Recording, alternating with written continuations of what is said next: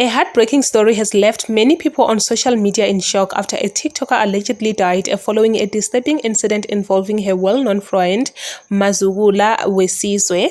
According to reports circulating online, the woman Mpumi had opened her home to Mazugula during a very difficult period in her life after Mazugula's marriage reportedly failed. Mpumi reportedly supported her by giving her a place to stay and even cooking for her while she tried to recover from the breakup. However, things allegedly began to change when Mpumi started feeling unwell whenever she ate food at home. She reportedly told her followers that she had been coughing and experiencing unusual symptoms that made her feel very strange. The situation became even more alarming the next day when Mpumi allegedly caught Mazugula adding something suspicious to her drink.